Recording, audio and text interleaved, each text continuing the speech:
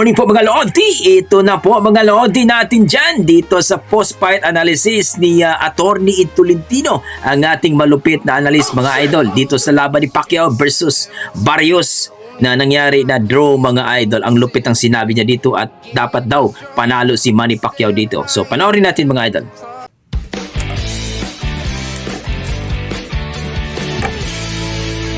Don't forget to like and subscribe kay Attorney Ed Tolentino mga idol sa kanyang YouTube channel.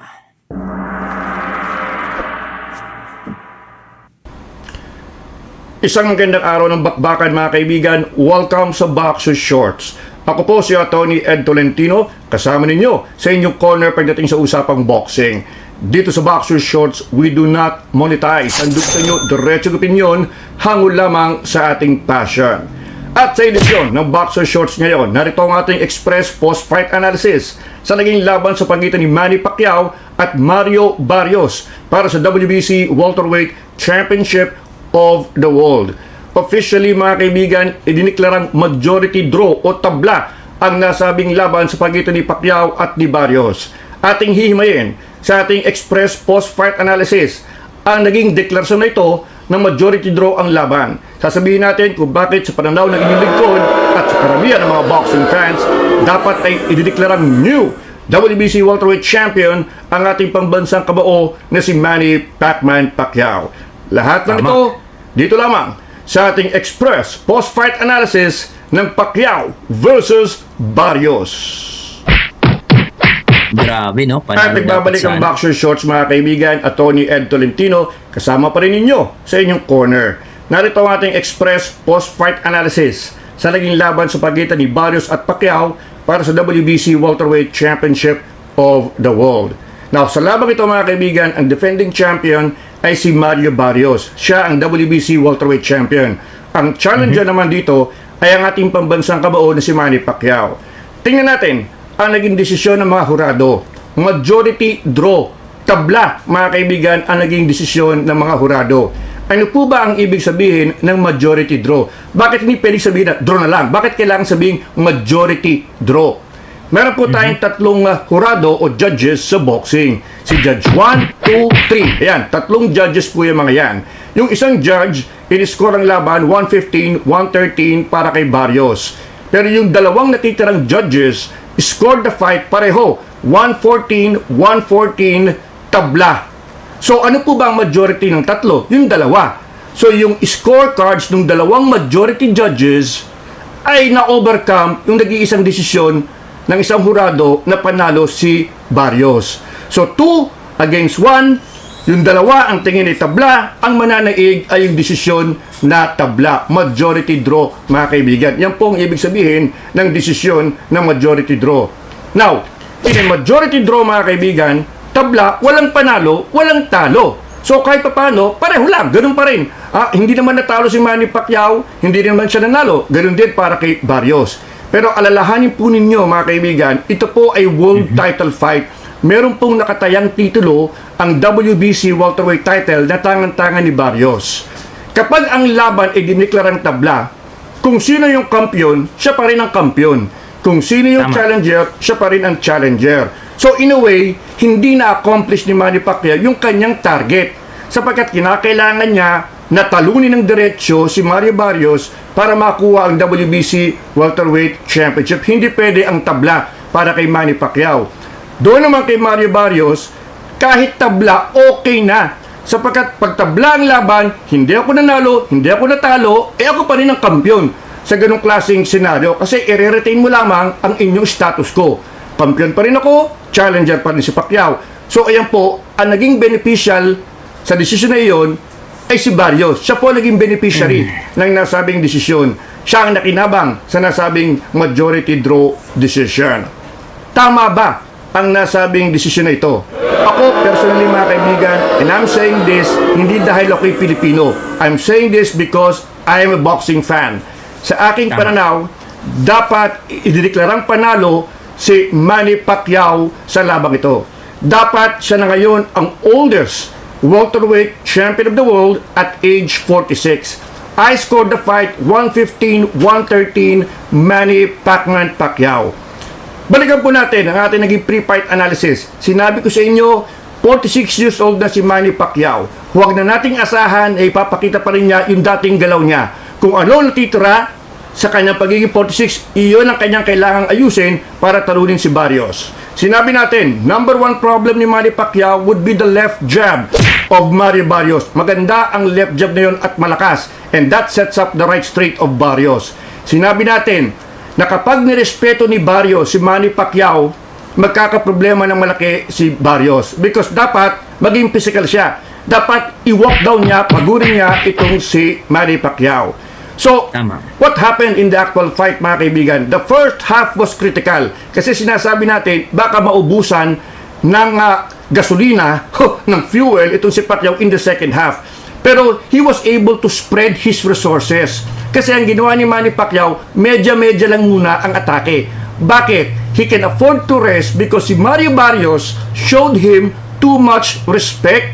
Masyadong nirespeto, may takot, may kabag sa dibdib itong si Mario Barrios.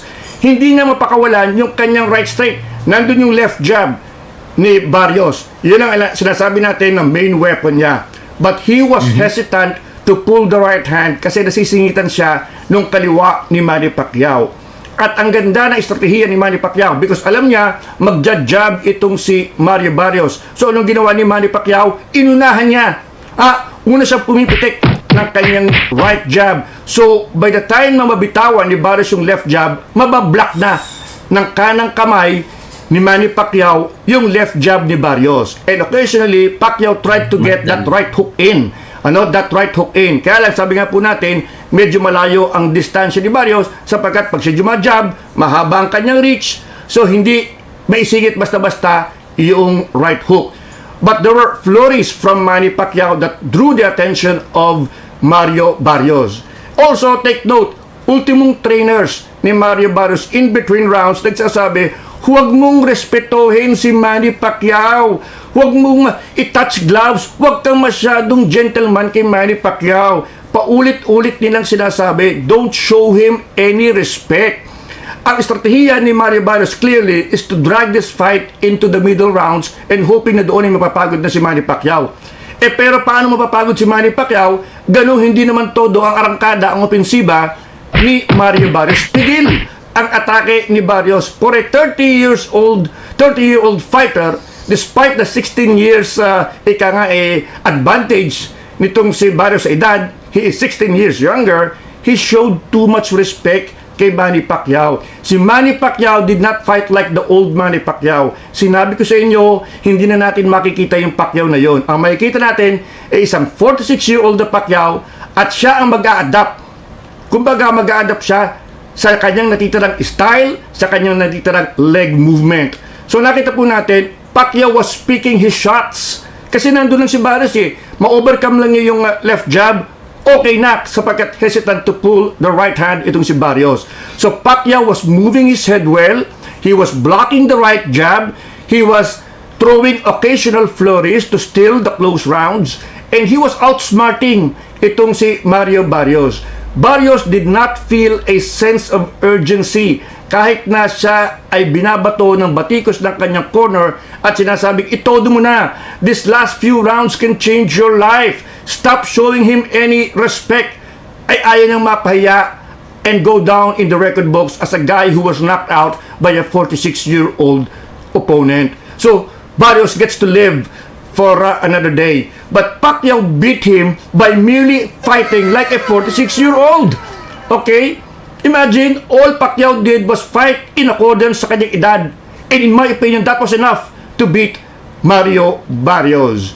So, yan po mga kaibigan, nag-coast in the middle rounds itong si Mario Barrios. At di tulad doon sa laban kay Ugas, kung saan very dominant ang kanyang left jab, nabablock ito ni Manny Pacquiao with his right jab, at yung kanyang clever movement papunta sa kanyang side to side to avoid the counter right straight or the follow-up right straight, mga kaibigan. A very masterful performance for a 46-year-old. Inuulit ko, for a 46-year-old. Kasi kung ang iisipin nyo, ay pangit yan. Hindi yan si Pacquiao.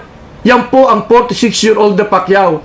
At wala pong nakakagawa ng ganyan sa edad na 46. Bibihira, George Foreman, Bernard Hopkins, but not after being inactive for almost 4 years. Yan po ang ating express analysis ng labang ito. Now, let's look at the future. What is next for Manny Pacman Pacquiao? Grabe, no? At nagbabalik ang boxer shorts. Ano ang Natakot susunod talaga para si sa Barrios. ating pambansang kamao na si Manny Pacquiao? Lalo na ngayon na pinutunayan niya, mukhang may asin pa itong ating Pacman. Sa totoo lang mga kaibigan, napakagandang ending na ito. Kung pipiliin ni Manny Pacquiao na tapusin na ang kanyang karera to go out with a draw against a fighter na 16 years younger than you, defending WBC champion, ibang klase yun. Ibang klaseng accomplishment yun para sa akin.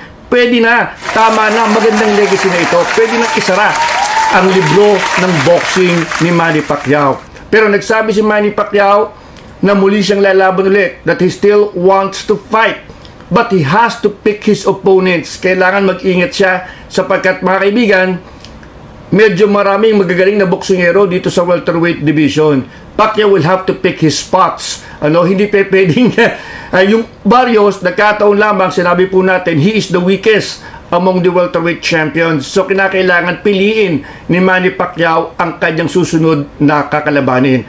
But like I said, kung gusto ni Manny Pacquiao na tapusin na ang karera, saludo na tayo. Ito na ang pinakamagandang ending given that siya 46 years old at siya na may kumita ng todo-todo sa labang ito. At the end of the day, counting the pay-per-view earnings of this fight, ayon sa mga reports, ay baka mag-uwi na mahigit kumulang $18 million si Manny Pacman Pacquiao. Ang laking pera na po yan mga kaibigan. Enough to secure not only his legacy, but yung kanyang mga anak, yung mga susunod na henerasyon. Financially secure na, nothing to accomplish, no mountains to climb for Manny Pacquiao. Magandang ending na ito kung ako yung tatanungin. But unfortunately, sabi ko nga, in a way, by going the distance against a younger fighter, a defending champion, yung pinakita ni Manny Pacquiao, Yun mga idol, grabe. So pinaliwanag dito ng ating attorney Tolentino dahil sa takot at grabing respeto ni Barrios kay Manny Pacquiao kaya hindi siya nanalo. Pero kita natin dito mga idol na ibang Manny Pacquiao ang ating nakita. Although hindi siya kagaya ng around 30 pa siya na talagang pababagsikin ng kalaban niya. Pero dito, kasi medyo may edad na siya at nag-iingat siya. Ika nga sabi ni Manny Pacquiao, nag-iingat din siya dahil may lakas itong si Barrios ay binugbog nga itong si ugas ni Barrios mga idol. Kaya nag-iingat si Manny Pacquiao at kitang-kita niya dito, no? Pinakita niya ang kanyang galing sa boxing bilang isang the legend, halimaw, no? Si Manny Pacquiao mga idol at kita natin dito yung galing ni Pacquiao pinakita ni Barrios kaya natakot si Barrios mga idol. At aminado tayo na panalo talaga si Manny Pacquiao sa laban na ito mga idol. No? Kaso, gaya na sinabi natin mga idol, may plano siguro ang siyempre, ang boxing industry dito mga idol. Marami nagsasabi na baka po ay mangyari is magkaroon ng rematch dito. So, hindi posible yan mga idol. At nagsabi rin si Manny Pacquiao at si Sean Gibbons na lalaban pa rin uli si Manny Pacquiao. So, dalawang tao po ang gusto nilang makalaban. Si Tank Davis at itong si Rolly Romero mga idol. So, para sa akin, nanalo si Manny Pacquiao at ganun din kay Atty. Tolentino, nanalo si Manny Pacquiao sa mata ng tao sa lahat ng mundo mga idol. At kitang-kita yan. Boxing expert ay sigurado, no? Ang sinabi nila, panalo si Manny Pacquiao.